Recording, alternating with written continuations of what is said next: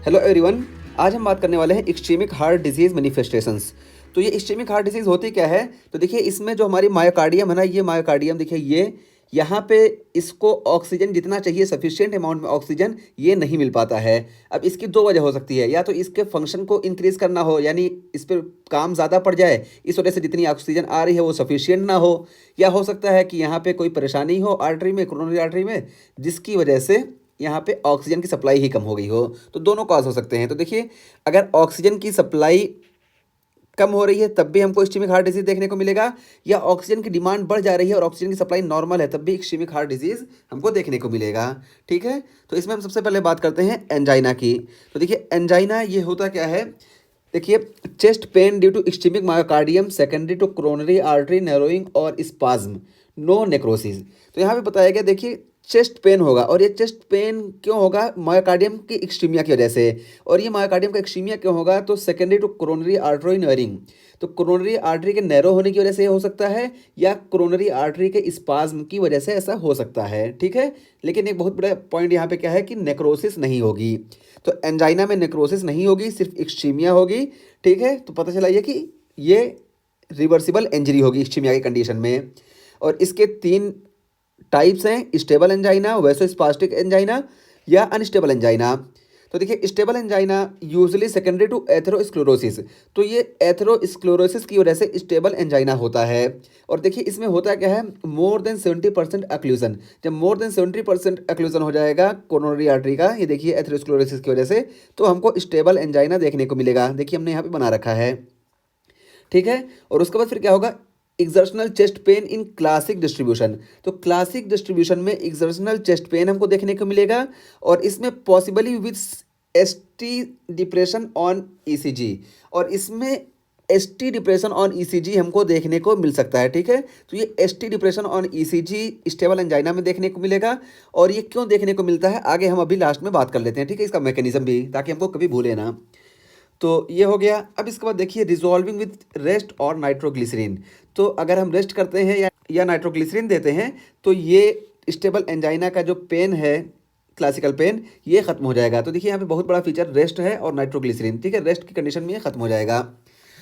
और दूसरा देखिए क्या है, वैसोस्पास्टिक। तो वैसोस्पास्टिक को हम प्रिज्मेटल या वेरिएंट एंजाइना भी बोलते हैं। ठीक है, ये बताया गया। और ये क्यों होता है? तो देखिए secondary to coronary artery spasm, तो ये स्पाज्म की वजह से होता है। ठीक है, यहाँ पे ये देखिए ये एथेरोस्क्लेरोसिस की वजह से हो रहा था स्टेबल एंजाइना, लेकिन वैसोस्पास्टिक देखिए ये स्पास्टिक से ही समझ में आ रहा है कि ये स्पाज्म की वजह से होगा। और इसमें क्या देखने को मिलेगा? देखिए ट्रांजिएंट एसटी एलिवेशन। तो इसमें ट्रांजिएंट एसटी एलिवेशन हमको देखने को मिलेगा। इसमें देखिए एसटी डिप्रेशन देखने को मिल रहा था, लेकिन इसमें ट्रांजिएंट एसटी एलिवेशन देखने को मिलेगा। और tobacco smoking is risk factor, तो टोबैको स्मोकिंग इसका एक रिस्क फैक्टर है। इसी तरीके से क्या बताया गया, hyper tension and hyper cholesterolaemia और नॉट। तो हाइपर टेंशन और हाइपर कोलेस्ट्रीमिया ये इसके रिस्क फैक्टर नहीं है। और ट्रिगर्स इंक्लूड कोकीन, तो इसको कौन कौन सी चीज़ें ट्रिगर करती हैं? तो देखिए कोकीन है, अल्कोहल है, ट्रिप्टेंस है, तो ये सारी चीज़ें इसको ट्रिगर करेंगी। और इसके ट्रीटमेंट की बात की जाए तो देखिए कैल्शियम चैनल ब्लॉकर, तो कैल्शियम चैनल ब्लॉकर इसमें हम देंगे जैसे निफिडिपिन। ठीक है, तो निफिडिपिन इसमें हम देंगे ताकि ये जो वैसोस्पाज्म हुआ है यहाँ पे ये रिलैक्स हो जाए और पेशेंट को रिलीफ मिल जाए। इसी तरीके से नाइट्रेट भी इसमें देंगे। ठीक है, और स्मोकिंग सेसेशन, और स्मोकिंग को हम प्रिवेंट कर सकते हैं अगर स्मोकिंग की वजह से ऐसा हो रहा है, यानी अगर पेशेंट स्मोकर है तो हम स्मोकिंग को रोक के भी वैसोस्पास्टिक एंजाइना को हम ट्रीट कर सकते हैं। ठीक है, तो ये सारी चीज़ें हो गई वैसोस्पास्टिक एंजाइना के ताल्लुक से। अब हम बात करते हैं अनस्टेबल एंजाइना। तो देखिए अनस्टेबल एंजाइना क्या होता है? Thrombosis with incomplete coronary artery occlusion. तो यहाँ पे अनस्टेबल में थ्रोम्बोसिस हो जाएगा और इनकम्प्लीट कोरोनरी आर्टरी एक्लूजन होगा। ठीक है, मान लो यहाँ पे हुआ तो इनकम्प्लीट कोरोनरी आर्टरी एक्लूजन होगा।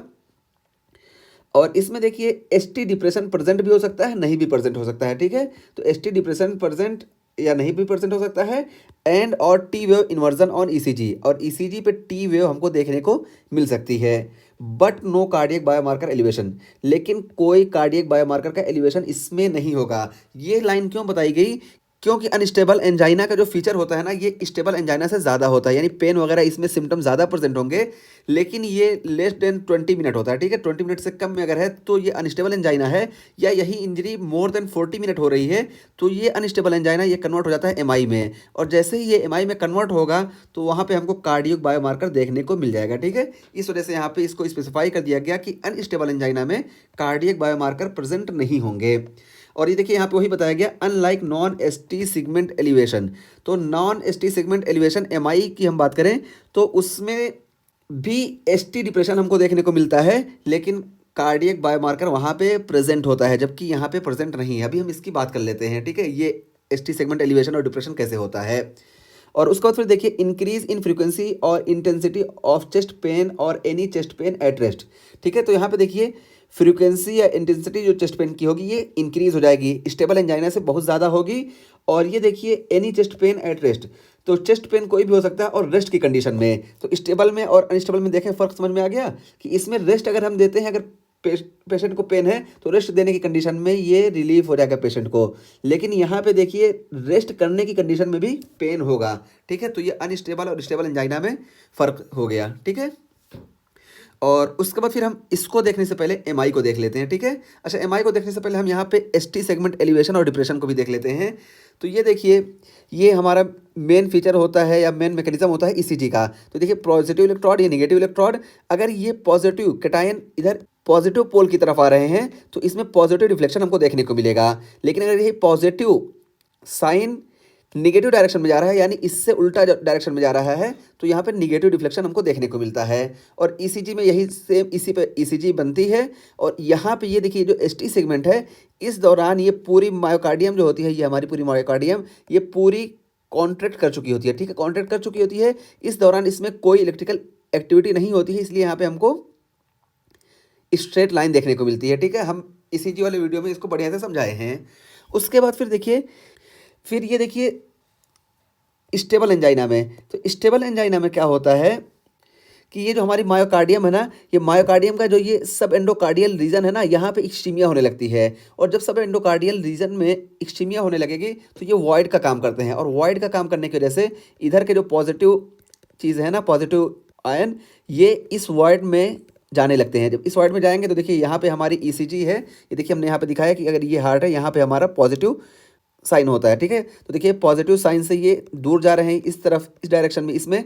तो इस वजह से यहाँ पे देखिए, ये जो यहाँ पे प्लेन होना चाहिए था ईसीजी में, क्योंकि कोई कार्डियक एक्टिविटी नहीं होती है, तो ये देखिए, ये डिप्रेशन हमको देखने को मिलेगा क्योंकि ये दूर जा रहे हैं, ठीक है, बस।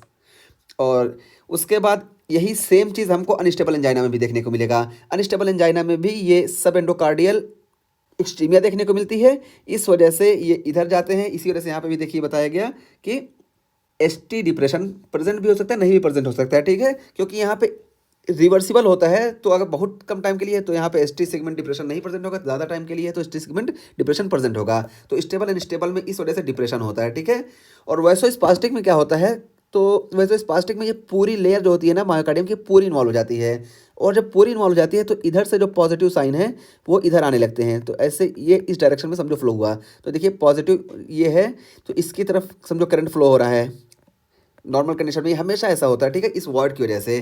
तो जब रेस्टिंग कंडीशन में हार्ट को होना चाहिए था, इस कंडीशन में भी इधर से पॉजिटिव चार्ज इधर आ रहे हैं हमारे पॉजिटिव साइन की तरफ, इस वजह से यहाँ पे देखिए पॉजिटिव हमको देखने को मिलेगा। तो देखिए, ये जो प्लेन होना चाहिए था, ये देखिए एसटी हमको एलिवेशन देखने को मिलेगा, ठीक है।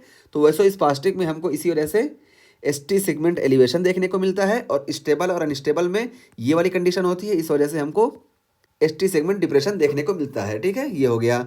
और उसके बाद फिर हम एमआई की बात कर लेते हैं।